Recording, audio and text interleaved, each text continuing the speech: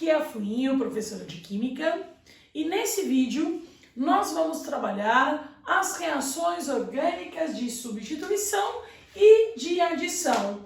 Na verdade, nós vamos confrontar esses dois mecanismos. Depois desse vídeo, vocês vão ter uma noção de, dependendo do tipo de cadeia de composto orgânico, se esse composto deve fazer um processo, uma reação de substituição ou um processo de adição.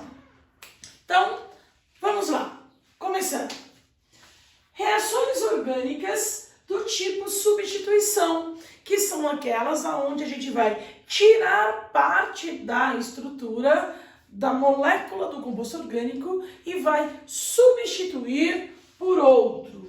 Por exemplo, aqui eu tenho etano, aonde um dos hidrogênios desse etano ele vai ser substituído por um átomo de cloro, formando então um haleto orgânico, um cloroetano. Então, perceba que o hidrogênio saiu, está ligado lá ao HCl, formando um subproduto, e ele deu lugar a este cloro. E, já aproveitando, bem parecido com isso, eu tenho um processo envolvendo no lugar do etano o eteno. E eu usei o mesmo cloro, a mesma substância, só que o mecanismo, o modo de reagir foi completamente diferente. Então, o eteno, ao reagir com o cloro, ele não teve nenhuma parte da estrutura dele saindo, dando lugar, sendo substituído pelo átomo de cloro, mas apenas essa substância foi adicionada, agregada à sua estrutura, formando então o 1,2-dicloroetano.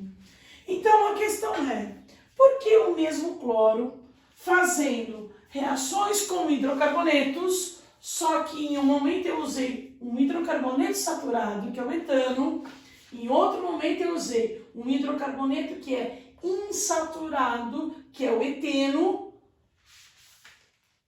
Ora, vai fazer uma reação de substituição, em outro momento ele vai fazer uma reação de adição. Por que que isso acontece?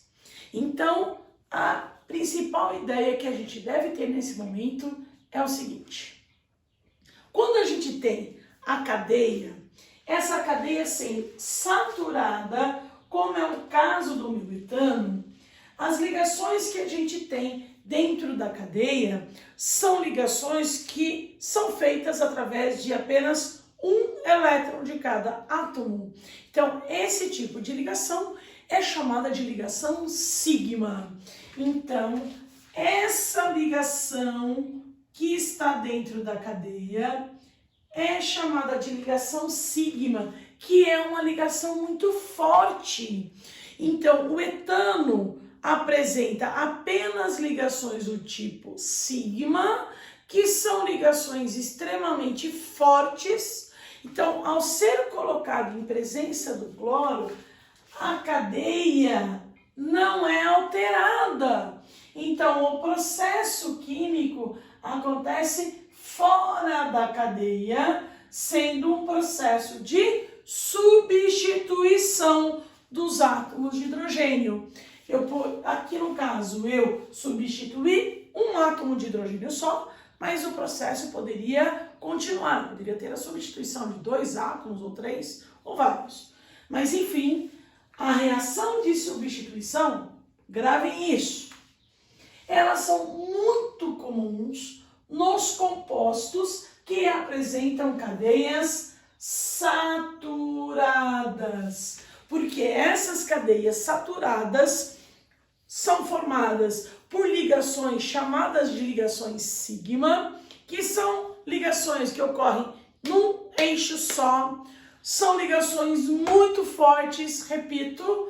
Então, quando ocorre algum tipo de reação orgânica, vai ocorrer fora da cadeia, fazendo apenas uma troca de partes, troca de hidrogênio por outro grupo qualquer. Por exemplo, no caso, pelo grupo cloro, formando um haleto orgânico, e este é apenas um dos exemplos de reações de substituição que a gente vai ver. Já quando nós temos compostos insaturados, como por exemplo, hidrocarbonetos insaturados, alcenos, alcinos, dienos, o que vai ocorrer? Toda cadeia que é insaturada, ela tem pelo menos uma ligação dupla. Quando tem uma ligação dupla, nós temos 2 elétrons de cada átomo. Esse compartilhamento entre os átomos de carbono ocorreu vindo 2 elétrons de cada átomo. Então, quando ocorre o compartilhamento, o primeiro compartilhamento ocorre em cima do mesmo eixo. Então, a primeira ligação é chamada de ligação sigma, que é a mesma ligação forte que existe na cadeia saturada, os alcanos, ciclanos e por aí vai. Mas a segunda ligação já ocorre em paralelo. E essa ligação em paralelo, chamada de ligação π, é uma ligação muito mais fraca. Eu vou colocar até em rosinha aqui. Então, essa ligação π, quando você tem o composto fazendo uma reação química e ele apresenta a ligação π, essa ligação π que é fraca quebra, abre, fornecendo 2 novos lugares, 2 elétrons, 2 valências, aonde a gente pode adicionar os grupos. Então, se a minha cadeia for uma cadeia saturada, só tem ligações sigma. Elas são muito fortes, não posso quebrá-las. Então a reação acontece do lado de fora, fazendo uma reação de substituição. Sai um grupinho, entra outro no lugar, do lado de fora. Quando dentro da cadeia eu tenho cadeia insaturada, vai aparecer ligação π, e ligação π é uma ligação muito fraca. Então essa ligação π, você colocou o composto para reagir, ela abre, disponibilizando um elétron novo, disponível para cada carbono, e aí então eu consigo acrescentar, adicionar grupos. No caso de uma ligação dupla, como é o caso do meu eteno, que é um alceno, eu tenho uma ligação π apenas. Então essa ligação π quebrou, abriu, eu adicionei a estrutura lá, um cloro para cada lado. E se eu tivesse uma ligação tripla, aí eu tenho uma sigma e 2 ligações do tipo π. Você tem 2 ligações fracas. Então, quebra uma, adiciona. Quebra outra, adiciona de novo. Então, a reação de adição, ela acontece sempre que eu tenho estruturas insaturadas por duplas ou triplas ligações, ou as duas juntas. Não tem problema. E essas insaturações terão ligações do tipo π, que são extremamente fracas, fáceis de serem quebradas, e ao serem quebradas, eu consigo adicionar grupos ao meu composto inicial. Tudo bem?